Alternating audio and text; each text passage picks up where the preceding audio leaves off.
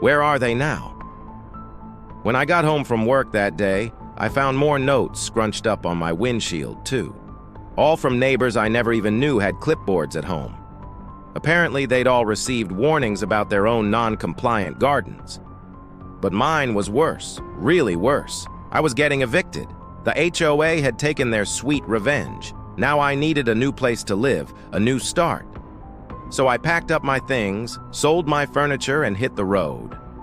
And as I drove into the sunset, I thought about how good it felt to be free from Karen, free from the HOA, free from the prison walls that had once surrounded my home. When I first moved to Maplewood Estates, I was dazzled. It looked like every neighbor had lifted their house straight out of a catalog. They all seemed to wear matching grins and greet me warmly. It was like stepping into a perfectly staged photo shoot where the director yelled, "Action!" But after the initial smiles faded, I realized I'd become part of a sitcom. It wasn't wholesome family comedy.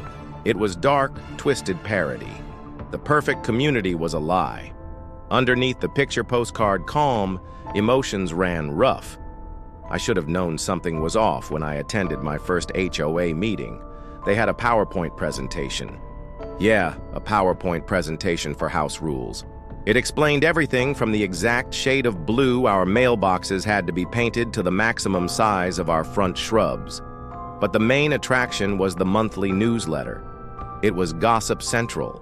It talked about Mrs. Henderson's prize-winning begonias, Mr. Clayton's promotion at work, and even teenage Tommy Taylor's demerit for playing loud music. That's when I noticed Karen. She sat at the head of the table, clipboard in hand, arms crossed. It was clear she was the leader of the pack. Everyone addressed her as Karen. No one knew her last name. No one had to. She was Karen, and we were her minions. That summer, I witnessed a series of backyard battles. There was the Johnsons versus the Millers over a disputed fence line. Mr. Bianchi lost his cool when he discovered his neighbor Betty had complained about his aggressive lawn ornaments. And young Kevin Taylor had to take down his skateboard ramp because it was, quote, an unsightly obstruction to the peace and quiet of the neighborhood. I did my best to stay out of it, figuring a smile and a wave would keep me safe. I kept my head down, trimmed my lawn religiously, and even bought fake plants because apparently natural vegetation was too unruly. Then came the annual Maplewood Estates Yard of the Month competition. I wasn't eligible since I'd only recently moved in. But it was still a hoot to watch. Everyone lined up at Karen's house for their turn to show off their plastic azaleas and topiary animals. They gushed over Mrs. Henderson's petunias. Mr. Clayton won for having the most American flags flying from his porch, and Betty took second place for having the fewest leaves in her yard. Yes, you heard that right, fewer leaves. It was like a bad parody of a neighborhood cookout, except everyone was too busy plotting ways to outdo the other person. But when I learned about the secret weapon they all used to win, I couldn't believe my ears. Fake plants. I mean, come on, we're adults. We can't be bothered to grow real flowers, trees, bushes. No, we must buy plastic imitations and set them up to look like we actually have a garden. I considered dropping out of the competition, but then I had an idea. I ordered the biggest collection of fake plants online, the kind that looked outrageously fake. I stuck them in the ground, watered them daily. They were thirsty, you know, like real plants, and waited. Sure enough, when the judging came around, I won last place. Mrs. Henderson's jaw dropped. Mr. Clayton's flags drooped. Betty hid behind her prize-winning hydrangeas. I may have reveled in my victory, but it came at a price. It was after that that Karen started paying me unwanted visits. She'd walk up to my door, hands on her hips, and tell me my garden gnomes were crooked or my fake ivy was wilting. One time I caught her pinching the petals off my plastic petunias. "See?" she said, brandishing a leaf. "Non-compliant foliage. You can't even fake having a garden." I'd force a smile, nod dumbly, and repair the damage. It became my full-time job just to keep up with Karen's impossible standards. But I'd had enough. So I hatched a plan. I dug out all my fake plants, dumped them on the curb, and headed to the store to buy real ones. The perennials, the hostas, the hydrangeas, the roses, the Japanese maples, they all went in the ground. I even rescued some struggling saplings from the clearance section at the nursery. I figured if Karen wanted a war, I'd give her a war. I gave her nature. It started small, like Karen reporting my unmowed lawn on a Sunday morning or catching me painting my shutters the wrong shade of white. I paid the fines, fixed the shutter, mowed the lawn. I thought if I played by the rules, she'd eventually go back to clipping her rose bushes. But it didn't happen. I was in for the long haul. Then my chance came. I noticed that many of the houses in Maplewood had security cameras.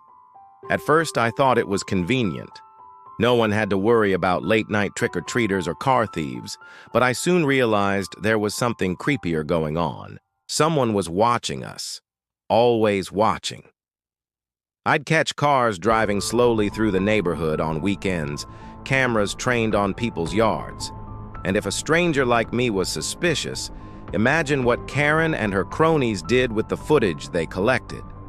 I was getting paranoid, that's for sure. But then one evening I saw them.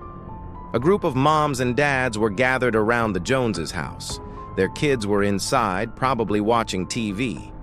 But the adults were engaged in what appeared to be a stakeout.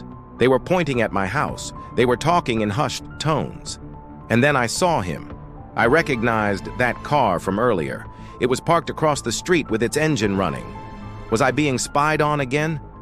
Or was someone protecting me? The next morning, I walked outside to find a letter taped to my door.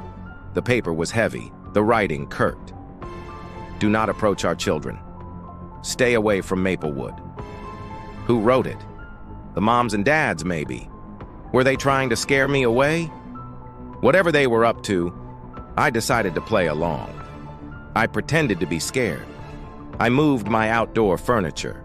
I pulled the curtains. I even put up a security camera. I wanted to see what was going on, and what I saw shocked me. It turns out that the whole neighborhood was in on it.